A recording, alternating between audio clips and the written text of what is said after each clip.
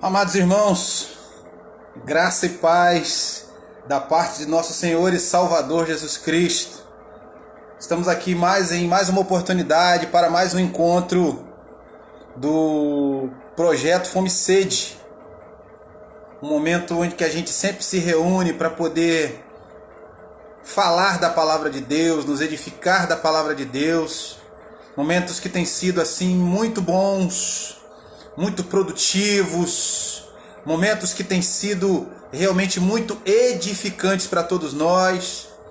E nós estamos aqui pregando uma série de sermões temáticos. A série que nós estamos pregando nessa oportunidade fala sobre os encontros marcantes com Jesus. E nessa noite nós vamos falar de mais um capítulo desses encontros marcantes. E para que a gente não perca tempo, para que a gente possa remir o tempo, para que a gente possa investir todo o nosso precioso tempo, eu vou pedir que você abra a sua Bíblia comigo no Evangelho segundo nos escreveu João, no capítulo 8. João, Evangelho de João, capítulo 8, nós vamos ler de 1 a 11. Evangelho de João, capítulo 8, de 1 a 11. É o texto que nós vamos ler nessa noite. É o texto que nós vamos ler nessa oportunidade. E eu quero convidar você para pegar a sua Bíblia, para que a gente possa ler juntos, para que a gente possa buscar a profundidade do texto, para nossa edificação, em mais um momento importante do nosso encontro com Deus no projeto Fome e Sede. Vamos ler a palavra que diz assim: Jesus, entretanto, foi para o Monte das Oliveiras. De madrugada voltou novamente para o templo, e todo o povo ia ter com ele. E assentado os ensinava. Os escribas e fariseus trouxeram à sua presença uma mulher surpreendida em adultério, e fazendo-a ficar de pé no meio de todos, disseram a Jesus: Mestre, esta mulher foi apanhada em flagrante adultério. E na lei, segundo nos mandou Moisés, que tais militantes sejam apedrejados. Tu, pois, que dizes? Isto diziam, procurando fazer com que isse contra a lei. Mas Jesus, inclinando-se, escrevia na terra com o dedo. Como insistissem na pergunta, Jesus se virou para eles e lhes disse: Aquele que dentre vós não tiver nenhum pecado, pois que lhe atire a primeira pedra. E tornou a inclinar-se e continuou a escrever no chão. Mas ouvindo eles essa resposta, o acusaram pelo que acontecera ali. Foram e procuraram de todas as formas incriminá-lo. Ficando logo após Jesus e a mulher somente onde estava, erguendo os olhos e não vendo ninguém, depois de todos terem se retirado pela sua palavra, virou-se para a mulher e lhe perguntou: Mulher, aonde estão aqueles, pois, que te acusam? Não vejo ninguém. Aonde estão aqueles que te condenavam? E então ele disse para ela: Se não há ninguém aqui que te condene, pois eu quero lhe dizer que nem tampouco eu te condeno. Vai-te em paz e não peques mais. Vamos orar? Deus Santo, glorificado seja o teu nome. Pedimos mais uma vez a tua graça, pedimos mais uma vez que o Senhor nos abençoe e nos capacite para pregarmos a tua palavra. Como temos pedido aqui, que o Senhor, pela sua grandiosidade, pelo seu poder, cause em nossos corações quebrantamento, cause em nossos corações o esvaziamento, e que possamos nos ver ao ouvirmos a pregação da tua palavra. Que o teu Espírito nos direcione, que o teu Espírito nos vivifique, que o teu Espírito nos revele toda a tua verdade. É assim que nós te oramos e te clamamos nessa noite. Fala conosco, pois precisamos te ouvir. É no nome de Jesus que nós assim te oramos, hoje e sempre. Amém. O tema da nossa mensagem nessa oportunidade: graça apesar da culpa. Nós estamos pregando uma série de sermões que falam sobre encontros marcantes com Jesus. E nessa noite nós vamos falar sobre esse tema: graça apesar da culpa. E eu queria criar nas nossas mentes um momento onde nós pudéssemos analisar o seguinte. Eu queria que nós fôssemos testemunhas oculares de um julgamento, aonde nesse julgamento houvesse ali um réu, e diante deste réu há provas incriminatórias que fazem com que este réu ele seja indesculpável diante do tribunal. Ele vai ficar numa situação que de forma indesculpável ele tem a saída diante do juiz. E ele vai se sentir tão culpado, mas tão culpado, que ele não vai dizer nenhuma palavra diante das acusações que são colocadas diante dele.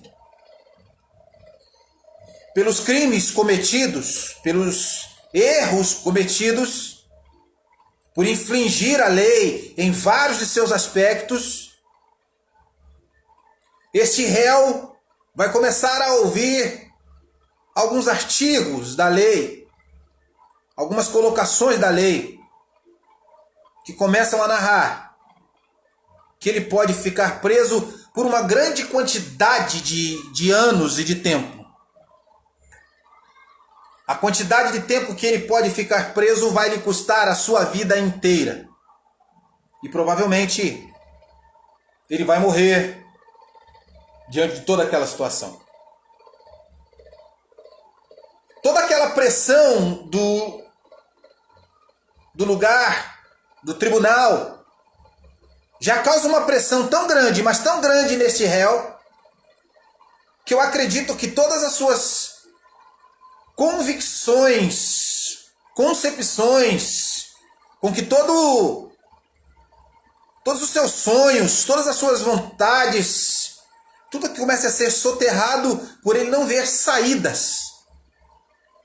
Ele não tem perspectivas. Ele não tem o que dizer. Ele não tem como reverter a culpa. E ele então começa a pensar consigo mesmo que a morte vai ser o seu destino final. Mas uma coisa de repente vai acontecer, porque depois do júri ter votado, e você de repente era um dos jurados, de repente eu era um dos jurados, depois de todos concordarmos que este homem, que este réu, que esta pessoa, ela vai ser presa por todas as provas, por todas as questões incriminatórias que o cercam, depois do júri ter votado, depois inclusive de uma pena ser colocada diante dele, ele pode, se fosse no nosso país, ele pegaria anos e anos. Se fosse num outro país mais rígido, ele poderia pegar ou prisão perpétua ou até mesmo pena de morte. Mas o que importa é que nós, como pessoas que estão vendo tudo isso, nós estamos olhando as provas incriminatórias. E nós queremos justiça. E queremos fazer justiça. No exato momento em que todos já estão pensando em ver aquele homem pagar, aquele réu pagar pelos seus crimes e pelos seus pecados, pelos seus erros, pelos seus delitos diante da sociedade, alguém vai surgir. E quem vai aparecer nesse tribunal? Alguém que vai dizer que é o seu verdadeiro advogado e que aquele que estava ali para defendê-lo era um suplente, mas que agora ele pede permissão ao juiz e ele diz que aquele julgamento vai mudar completamente. E esta pessoa que vai chegar e se dizer como advogado vai trazer algumas questões e vai começar a confabular e a se expressar diante daquele tribunal. E ele vai começar então a reverter aquela situação que antes era de prisão, de morte, de fim de vida. De repente, os jurados são convencidos de que estavam agindo errado. O advogado que chega diz: as provas estão aqui. E se este homem deve ser levado a realmente comparecer e a pagar diante da lei pelo que fez, e todos nós que estamos aqui no lugar dele, se ele estiver sentado no júri, nós gostaríamos que ele votasse a nosso favor ou contra nós. E aquele advogado que chega, começa a fazer as pessoas pensarem, e ele então vai dar um checkmate em todo o tribunal e vai dizer: quem aqui de nós que está completamente livre da lei, a ponto de nunca ter cometido nenhum crime como este homem? Pois eu quero dizer que não é o momento de tratarmos sobre isso. Mas se eu fosse fazer acusações, eu também tenho muitas provas contra vocês, os jurados. Eu tenho muitas provas contra até o próprio juiz que já vou julgar esta causa. Então, todos nós que estamos aqui em posição de juízes, de analistas, de pessoas que querem impor uma justiça, se esse julgamento voltasse para nós, nas nossas individualidades, e se as provas se virassem tanto para esse homem quanto para nós também, se isso acontecesse, nessa oportunidade, nós iríamos arrogar e com a mesma energia, e com o mesmo furor, e com o mesmo ardor, nós iríamos querer a justiça? As pessoas começam a mudar de opinião, o juiz começa a rever algumas coisas. Aquele advogado que chegou em última hora diz: eu estou aqui com vários documentos com o nome de todos vocês que estão aqui nesse tribunal, nessa oportunidade. O meu cliente, se ele é culpado, todos são culpados. Ninguém aqui está livre da lei. A culpa sobre todos. Então todos terão que pagar o que devem à lei. O silêncio é tomado. E o juiz, então, se posiciona dizendo: devido às constatações, às provas analisadas, aos argumentos colocados sobre a mesa, cabe a nós, neste exato momento, rever os nossos conceitos e, não por falta de provas, mas pelas colocações, pelas provas colocadas pelo o advogado que chegou agora, nós devemos ir embora e devemos deixar essa audiência para um outro momento, pois esse momento não é o momento da gente pesar justiça sobre ninguém, mas que nós venhamos a pesar a justiça a começar sobre nós mesmos. E aquele tribunal então se acaba. E aquele réu com os olhos lacrimejados vai se voltar para aquele advogado e vai dizer para ele: eu pensei que você não ia mais aparecer. Você apareceu na hora exata, no momento certo. Se você não aparece, eu seria preso. Se você não aparece, eu poderia ser morto. Se você não aparece, a minha vida teria chegado ao fim. Questões da vida prática, para abrir um leque sobre a nossa mente, para a gente começar a pensar nessa oportunidade sobre o texto que nós vamos nos debruçar sobre ele. E eu queria transportar esta ilustração contada na introdução para fazer a gente pensar sobre o seguinte, transportando isso para a questão da salvação, para a questão da justiça diante de Deus. Quem de nós não tem nenhum pecado? Mas se nós somos conscientizados de que temos pecados, por que temos a tendência de olhar os pecados do outro com muita truculência, com muita energia, e para os nossos próprios pecados, às vezes, temos a tendência a nos julgar no tribunal das nossas próprias consciências e nos absolver? Por que fazemos isto? O texto que nós lemos nessa oportunidade vai nos contar que Jesus, como sempre, está tendo uma série de problemas com os fariseus. Jesus causa ódio no coração dos fariseus pela maneira como prega, pela maneira como diz, pela maneira como se apresenta, pela maneira como argumenta, pela maneira como expõe aquilo que os fariseus pensavam dominar plenamente.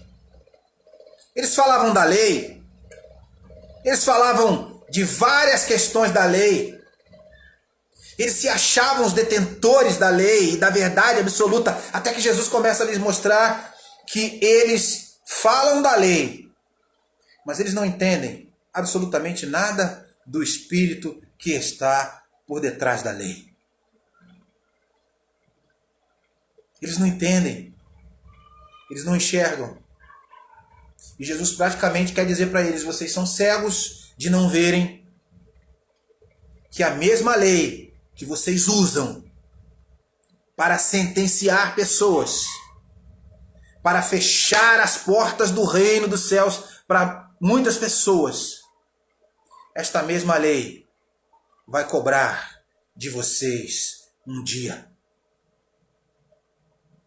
Não pensem que vocês vão escapar do peso e da cobrança e da rigidez desta lei e serão cobrados com a mesma rigidez que vocês cobram dos outros. Isso causava um ódio de fazê-los espumar. Era assim como no seu orgulho eles pensassem assim: este homem gosta de nos afrontar e de tirar a nossa autoridade. Quem ele pensa que é? Eles não viam. Eles não sabiam diante de quem eles estavam. Quem é Jesus? Jesus é o Deus encarnado. Ele é aquele que está acima de toda a lei. Ele quem instituiu a lei lá na eternidade. Ele que revelou a lei na história. Ele sabia muito bem o peso da lei. Eles não sabiam com quem estavam falando. Mas Jesus está tendo uma série de problemas com eles. E eles estão perseguindo Jesus. Eles estão oprimindo a Jesus. Eles estão realmente querendo a prisão de Jesus. E vai dizer o texto e o contexto, então, que Jesus vai correr o perigo, inclusive, de ser preso pela guarda romana, que vai em busca, que vai procurá-lo. Mas Jesus só vai ser preso no decorrer da história, no tempo em que Deus Pai instituir para a sacramentação do acontecimento da cruz. Só nesse momento. Então Jesus não pode ser preso antes do momento instituído por Deus. A guarda romana várias vezes tenta prender a Jesus, mais uma vez eles tentam prender. Jesus havia dito que era a fonte da água da vida. E ele estava conclamando pessoas que tinham sede na alma para que viessem dele, bebessem dele. Além de envergonhar os fariseus com a interpretação correta, com o espírito que estava por trás da lei.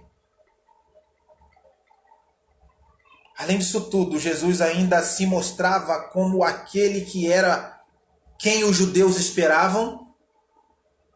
Mas Jesus também dizia que era alguém que tinha sido enviado de acordo com as ordenanças e os estatutos, mas não para um povo religioso, mas para um povo que iria ouvir a sua voz, que iria vê-lo como bom pastor, que iria entendê-lo como pão vivo que veio do céu, que iria vê-lo como Salvador, que iria vê-lo como Redentor, que iria ter fome e sede de ouvir dele como alguém realmente se prostra num deserto da sua existência para beber da fonte da água da vida, para beber de Jesus como fonte da água da vida. Então o que acontece? No texto e no contexto eles vão tentar prender Jesus. Jesus vai conseguir sair da guarda romana, vai conseguir se desvencilhar da guarda romana. E vai dizer que Jesus vai para o Monte das Oliveiras a fim de quê? De ficar sozinho, de falar com o Pai. Jesus Cristo está diante do Pai e eu fico imaginando.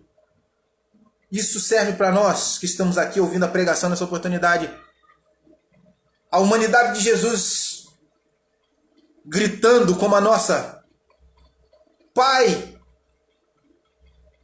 se faço a tua vontade, por que sou tão perseguido e oprimido? Se as minhas palavras são tudo aquilo que o Senhor coloca nos meus lábios, por que de tanto sofrimento e por que de tanta perseguição? Talvez tenha algo de Jesus na nossa vida, nesse aspecto. Talvez você que está aqui ouvindo, talvez você seja bastante perseguido por ser alguém que ama a verdade de Deus. E amar a verdade de Deus vai fazer com que muitas pessoas se tornem nossos inimigos. E essas pessoas que se tornam nossos inimigos, eles vão fazer de tudo para nos matar de alguma maneira. Se não, literalmente, vão fazer de tudo para nos matar, levantando falso testemunho, jogando lama na nossa reputação, nos ofendendo com palavras pesadas. Será que nessa oportunidade a gente pode se ver dentro desse quadro? Mas o texto vai nos dizer que Jesus, ele vai para o Monte das Oliveiras e ele acorda de madrugada. E quando ele chega até ali, ele vai para o templo naquele horário pela manhã. É impressionante que Jesus acorda de madrugada e que quando ele vai para o templo, ele fica ali, provavelmente do lado de fora da sinagoga, ali, em algum momento, em algum lugar. Vai acontecer uma coisa bastante interessante. Como que de madrugada, ou seja, bem cedo, um grupo de fariseus vai surgir do nada. A fama de Jesus era algo tão impressionante que bastava com que Jesus aparecesse para que ele chamasse a atenção. Eu fico imaginando como aplicando isso na nossa época, fazendo uma um paralelo, uma ilustração, uma aplicação na nossa época. Eu fico imaginando, de repente, Jesus uma hora está na Judéia, outra hora está na Galileia, ele está numa região, ele está na outra. E alguns dos judeus devem se comunicar de alguma forma um com o outro. Eu não sei se na época eles conseguiam ter o WhatsApp judeu, mas rapidamente eles sabiam onde Jesus estava. E rapidamente eles se aglomeravam para pressionar a Jesus, para tentar armar ciladas para Jesus, para colocar Jesus realmente em situações comprometedoras, constrangedoras. Jesus chega de madrugada, está na porta ali do templo.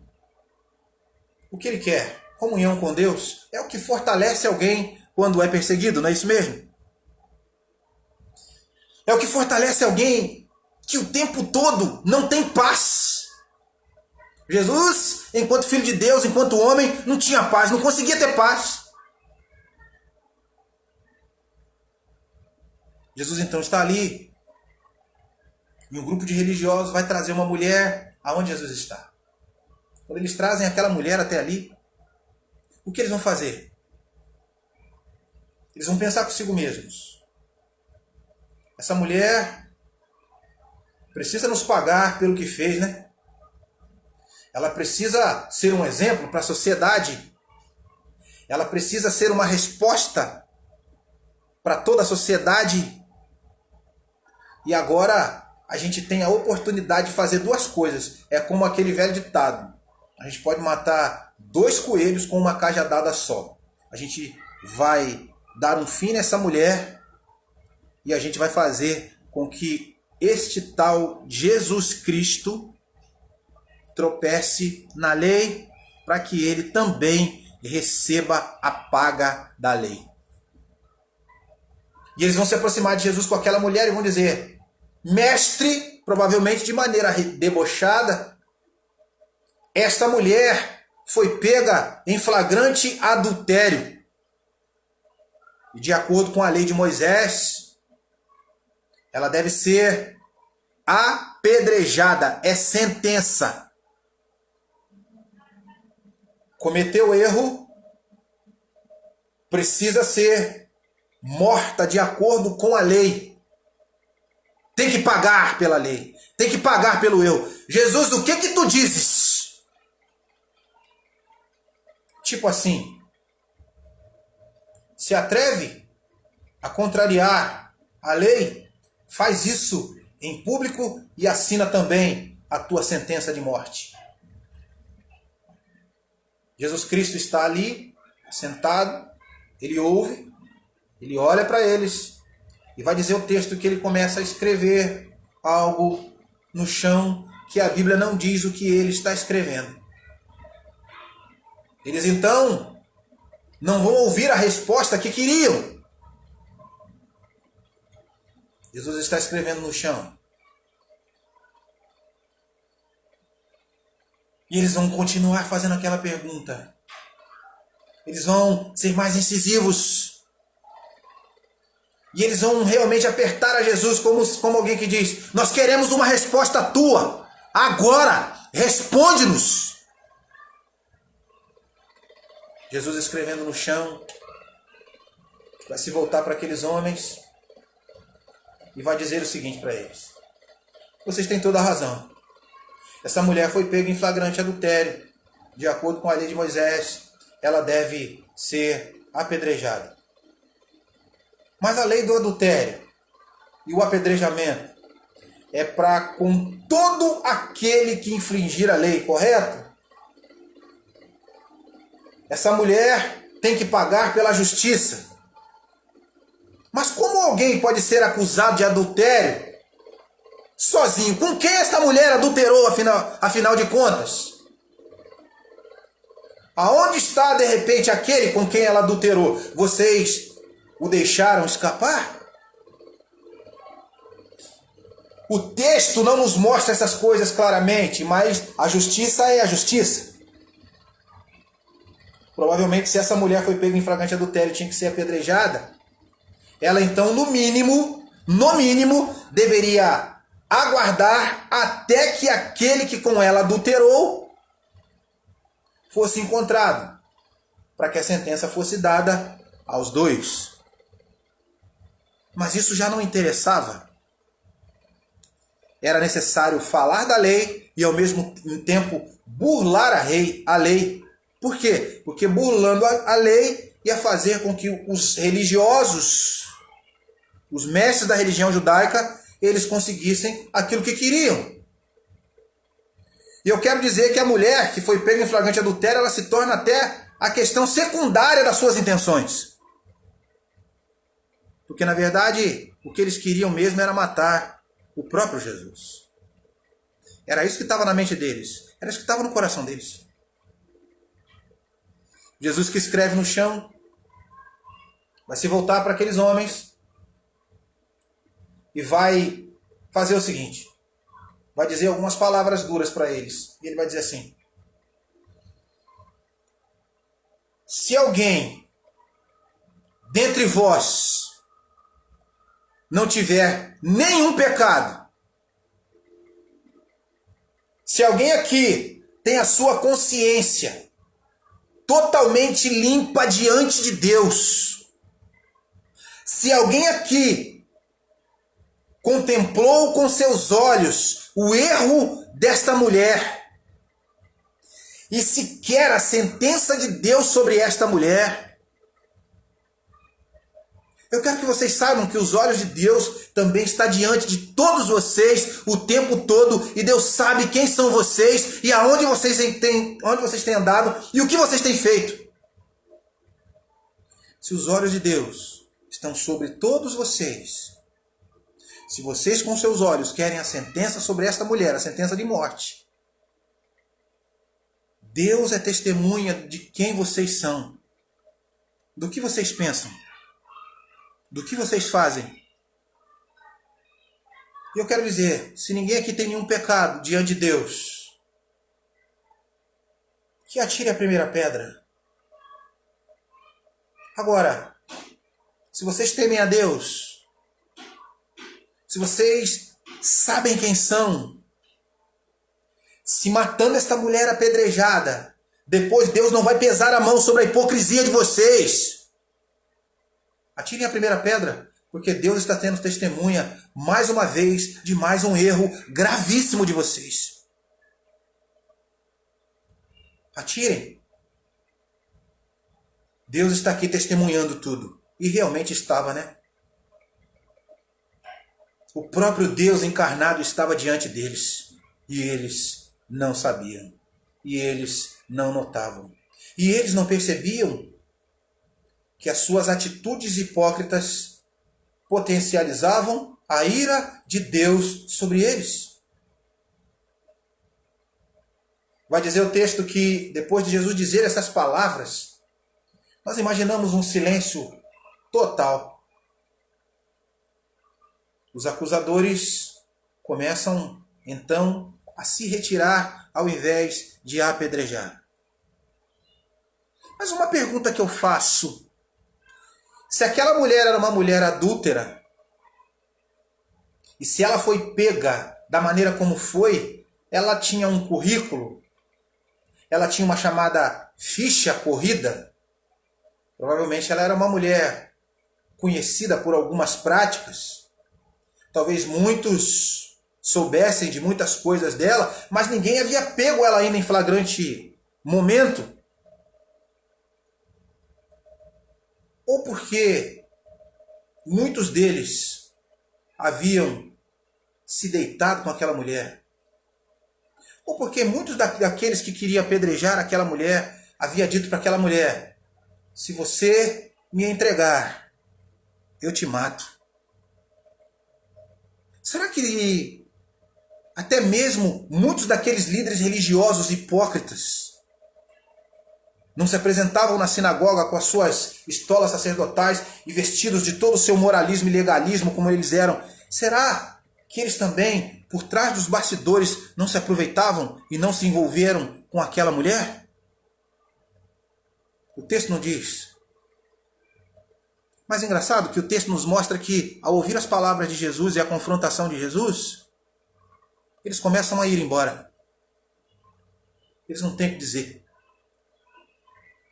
Eles não têm o que fazer. E se aqueles homens que estavam ali, muitos deles haviam se envolvido com aquela mulher, o que Jesus estava dizendo, Deus viu, Deus sabe. E se Deus sabe, e se vocês são tão justos, e se vocês são tão obedientes à lei, e se essa mulher está tão errada para ser apedrejada por causa do pecado que ela cometeu, então façam o seguinte: obedeçam à lei.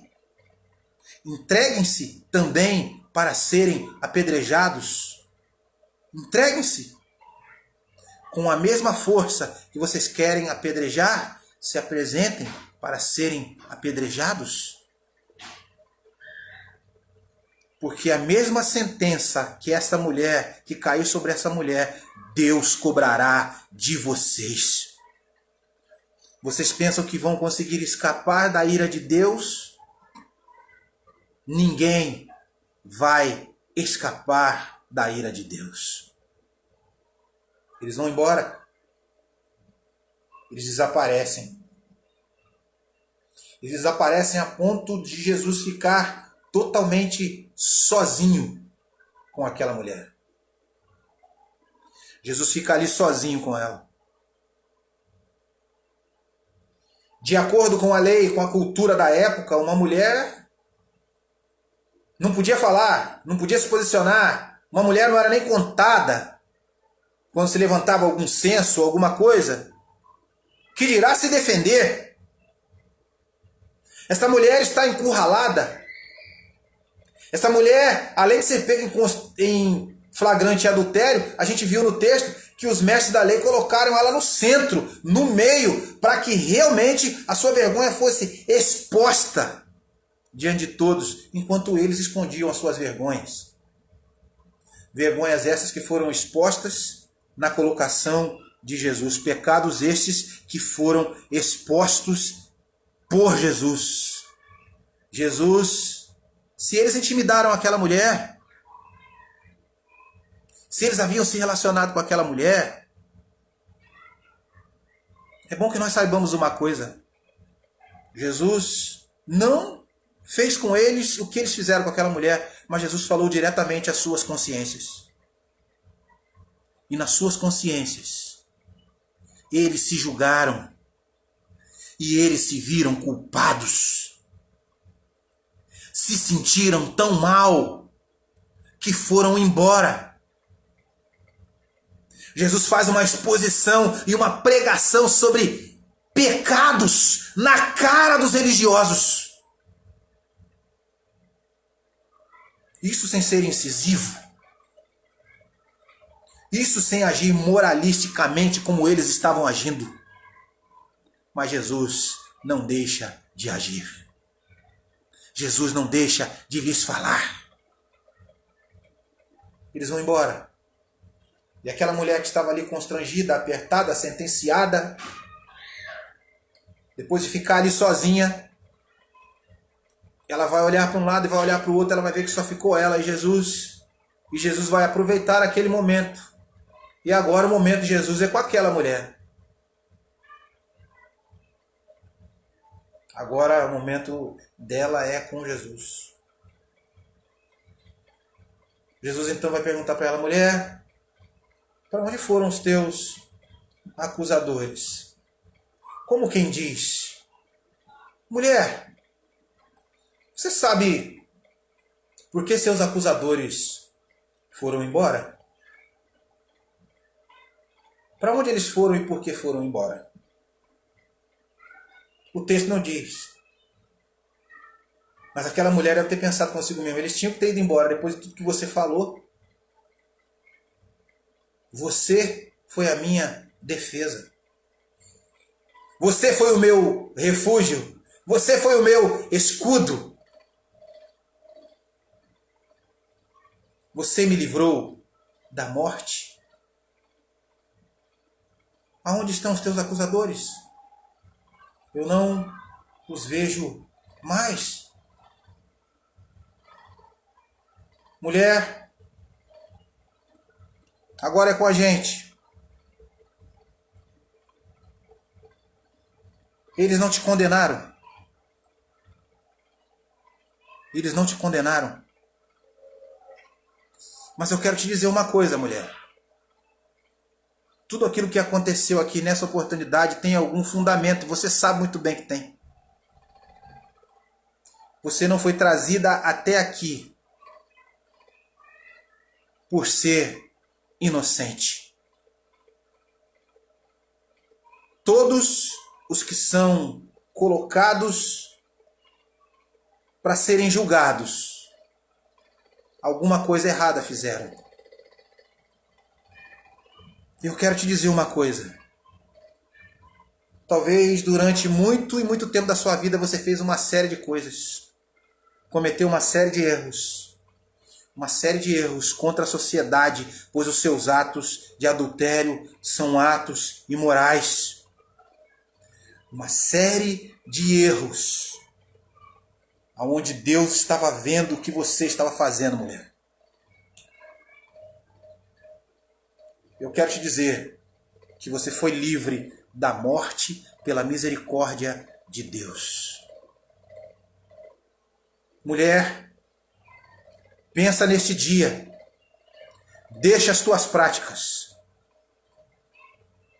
Se eles não te condenaram, nem tampouco eu te condeno, nem tampouco eu. Porque Jesus diz aquilo? Só Deus pode sentenciar de maneira dura pelos pecados. Só Deus pode sentenciar com morte. Só Deus. Nem tampouco eu, o Deus encarnado, te condeno. E aonde não há condenação de Deus, há o perdão e há a absolvição do Senhor. Mulher, vai e não peques mais. Muda a tua vida hoje aprendendo as lições. E aprendendo que você foi salva literalmente. Vejamos que a salvação do Senhor é algo que vai nos cercando em todos os aspectos e momentos da nossa vida. E quando a gente fala sobre salvação, aproveitando o texto lido, a gente observa uma coisa que a gente deve aprender com esse texto. A salvação não chega a nós por sermos pessoas boas, mas a salvação chega a nós exatamente por sermos pessoas más. A salvação não chega a nós por acaso, mas a salvação chega a nós para que a paga do pecado não chegue a nós. A salvação chega a nós para que a condenação pelos nossos erros não cheguem a nós. Vejamos que o texto nos mostra que a salvação, ela é uma necessidade. Ou Jesus surge no meio da nossa existência, dos aspectos gerais da nossa vida para nos salvar da morte, para nos livrar da morte, ou ele surge, ou nós estamos perdidos e caminhamos a passos largos na direção do abismo da morte. Graça apesar da culpa. E eu queria alinhar aqui algumas lições que a gente precisa tirar do texto para nossa edificação nessa oportunidade. A primeira lição que eu quero tirar do texto é que a graça, apesar da culpa, nos é revelada no momento exato. E o que significa isso? Significa dizer que nós nem sabemos quem são as pessoas que serão salvas. Nós nem imaginamos as pessoas que serão salvas. Nós nem entendemos a maneira como Deus pode salvar pessoas que às vezes para nós são pessoas de uma índole terrível, nós não entendemos. Mas sabe por que nós não entendemos? Porque nós não olhamos para essas pessoas e não nos vemos nelas. A diferença dessas pessoas para nós é a seguinte: é que a graça de Deus nos alcançou e há muitas pessoas que a graça de Deus ainda vai se manifestar no tempo certo. Sabe quando a graça de Deus me alcançou? Apesar do meu pecado, no pior momento da minha vida. E era no momento em que eu não via que eu corria perigos terríveis. E era no momento em que eu era inimigo de Deus. E era no momento em que eu ia padecer nas mãos do diabo e por consequência da minha própria culpa. Foi nesse exato momento, no momento certo, em que Deus me mostrou a pessoa do seu Filho Jesus. E no momento certo, no momento exato, eu vi o que estava acontecendo à minha volta. E talvez você que está ouvindo essa pregação nessa oportunidade, você também viu tudo o que estava acontecendo à sua volta. De inocente nós não temos nada. E é por isso que a salvação é uma necessidade. Mas no nosso tempo, na igreja brasileira, inclusive, quando se fala de salvação, a impressão que nós temos é de que salvação parece uma ajuda de Deus. Deus só ajuda. E as pessoas cooperam para serem salvas. Negativo. Se Deus não intervir e nos salvar, se Ele não estender a sua mão, nós continuaremos caminhando como essa mulher. Quantos adultérios ela cometeu? Há quanto tempo essa mulher caminhava para a lama, afundando, afundando, afundando, até que ela foi pega, até que ela foi flagrada. A graça de Deus, ou ela nos socorre, ou então será sempre para nós tarde demais. Tarde demais para arrependimentos. Tarde demais para remorsos. Tarde demais para reflexões. Eu não deveria ter feito isso, eu não deveria ter feito aquilo.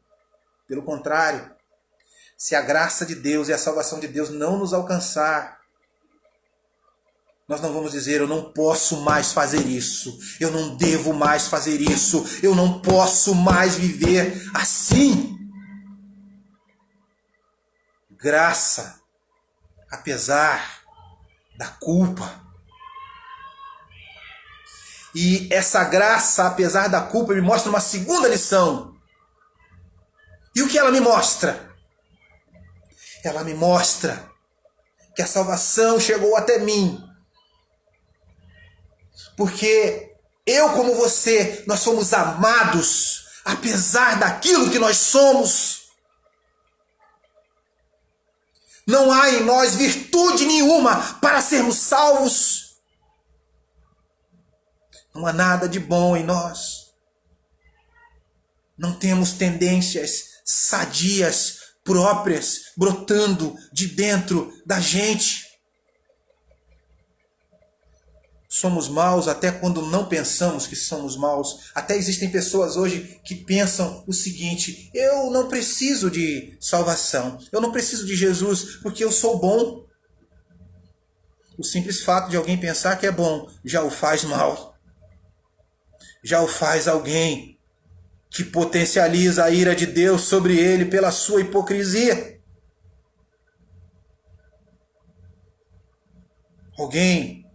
Nós somos pessoas que vivem debaixo da ira. Nós somos pessoas que vivem debaixo da ira porque nós somos individualistas. Nós vivemos debaixo da ira porque temos dificuldade de reconstruir os relacionamentos que quebramos. Os desejos do nosso coração são sempre para as coisas desta vida. Não precisamos de Deus se temos uma boa vida financeira. Para que Deus? Para que pensar em Deus? Para que pensar na bondade de Deus? Para que pedir perdão a Deus? Qual o ser humano que nunca desejou a mulher do outro? Qual é a mulher que nunca na sua mente, nunca teve algum tipo de deslize e desejo sexual além daquilo que ela tem? Todos nós temos pecados que nós não podemos revelar às vezes uns aos outros, mas os nossos pecados são todos vistos por Deus. O nosso coração é mau. E Deus nos amou quando nós ainda éramos pecadores, no sentido de sermos ímpios, de vivermos no meio da impiedade total, de vivermos no meio da iniquidade total, do lamaçal do pecado e de nos sentirmos satisfeitos a ponto de entendermos que aquilo não tinha nada demais. Deus nos amou apesar de quem nós somos. Graça apesar do pecado. Outra lição que eu quero tirar do texto é que esta graça, ela vem para nos denunciar. Ela não vem para nos bajular. A graça que nos é revelada, a graça tremenda de Deus, imerecida de Deus, ela não vem para nos fazer carinhos. Ela vem para nos denunciar. Ela vem para dizer para nós, na nossa cara: às vezes vocês são muito animados.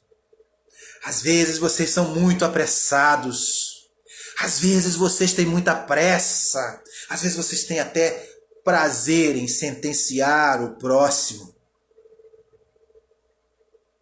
Vocês são hipócritas. A graça vem para nos mostrar o seguinte: enquanto vocês se julgam no tribunal das suas consciências e se absolvem, enquanto vocês fazem isto, vocês só acumulam mais e mais o peso da sentença da lei que é contra vocês. Enquanto os judeus queriam apedrejar aquela mulher com as suas consciências leves por causa da situação que ela era pega, Jesus mostra para eles que eles deveriam estar preocupadíssimos, porque Deus sabia toda a verdade sobre eles. Deus sabe toda a verdade sobre mim. Deus sabe toda a verdade sobre você. Deus sabe toda a verdade na vida de todos aqueles que estão ouvindo e que vão ouvir esta pregação. Deus sabe. Deus sabe. Deus sabe. A graça de Deus não é bajuladora. A graça de Deus é denunciadora. E para que a graça de Deus é denunciadora? Graça apesar da culpa. Graça apesar do pecado. Ela é denunciadora para que depois nós passemos por uma consequência. Qual é a consequência? A consequência de sabermos que nós não recebemos a sentença de Deus, apesar de muitas vezes sermos sentenciados pelos homens. Mas eu quero dizer que a mulher ouve de Jesus uma coisa: a sentença de Deus é pior do que a sentença dos homens. Muito pior. A sentença de Deus é muito mais pesada do que a sentença dos religiosos. Não queira estar debaixo da sentença de Deus. Não queira. O temor a Deus é restaurado em nossos corações quando esta graça nos é revelada. Graça apesar da culpa. Graça que vai nos mostrando a verdade de quem nós somos. Graça que vai nos mostrando a realidade de onde nós vivemos. Graça que vai mostrando o que realmente agrada o nosso coração. Graça que nos mostra que nós estamos às vezes satisfeitos da maneira aonde estamos e como estamos e da maneira como vivemos. A sentença de Deus é dura. Mas a graça vem para nos mostrar que a sentença de Deus é pesadíssima. Mas que a graça de Deus pode reverter a sentença em vida. Maravilhosa graça. Maravilhoso é o Cristo de Deus que surge no meio da existência daquela mulher, como surge no meio da minha existência, como surge no meio da sua existência. Se a sentença de Deus é pesada, a graça é superabundante, porque onde abundou o pecado, superabundou a graça. Deus é maravilhoso para nos perdoar, apesar das nossas culpas em Cristo Jesus. Jesus Cristo é a manifestação plena da graça de Deus, da graça que nos ama, da graça que se aproxima, da graça que abre os nossos olhos, da graça que é revelada pela palavra, da graça que nos leva a ter atitudes, da graça que diz para nós: você foi livre da morte, livre da morte para a vida eterna. Mas não vive mais na prática do pecado. Vive para a glorificação do nome do Senhor. Glorifique a Deus com os teus atos daqui por diante, depois de conhecer a graça. Depois de ser encontrado, abraçado, protegido, blindado. Agora vive para a glorificação da glória de Deus Pai. Vai e não peques mais. Sabe por que estamos ouvindo essa pregação aqui nessa noite? Exatamente para entendermos que a nossa vida hoje precisa ser uma vida como crentes melhor. A igreja no Brasil tem crescido em número de adeptos, mas nós não vemos no meio da população vestígios deixados por pessoas que foram alcançadas pela graça. Pessoas que entendem a gravidade de suas culpas. Pessoas que andam no meio da sociedade dizendo: vocês abandonam os pecados de vocês, abandonem os pecados para que o juízo de Deus não recaia sobre vocês. Pior do que ser apedrejados por homens é receber sobre as costas o cajado de Deus. É não receber a misericórdia de Deus. É padecer na eternidade longe de Deus. Se o céu é o lugar aonde se manifesta a graça, a glória e a bondade de Deus, o inferno é o lugar aonde só há choro e ranger de dentes, porque lá há a grande manifestação da ira de Deus. Jesus disse para aquela mulher, vai e não peques mais. Não peques mais para que a lei não te sentencie, como sentenciou aqueles hipócritas. Vai e não te peques mais, porque você pode ser atingida fisicamente novamente, pode correr o perigo.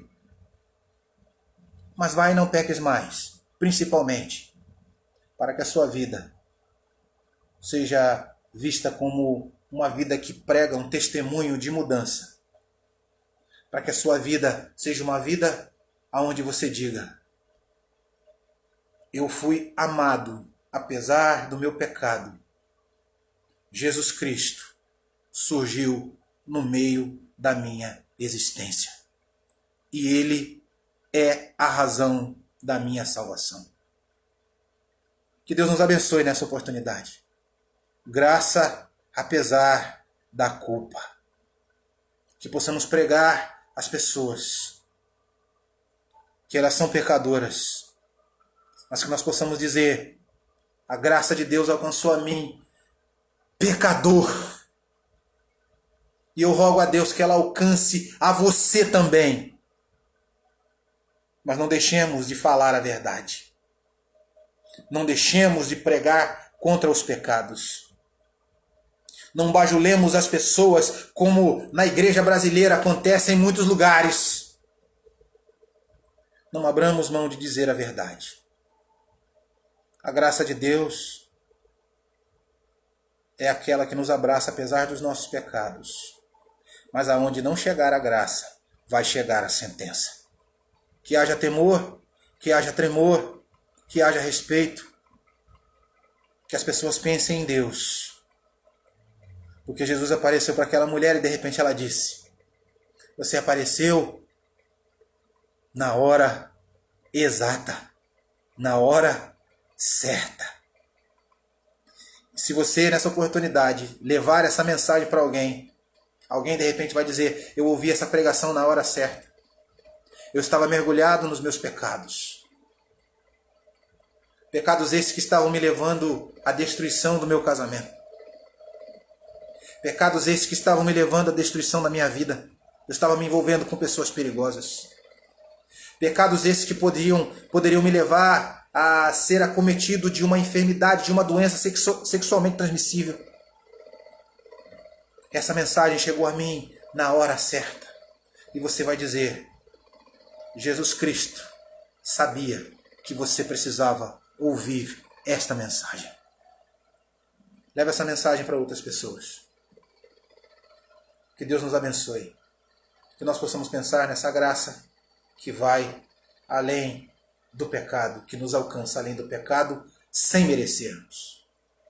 Louvemos a Deus pela sua bondade, pela sua graça, amor e misericórdia. Que Deus nos abençoe. Vamos orar?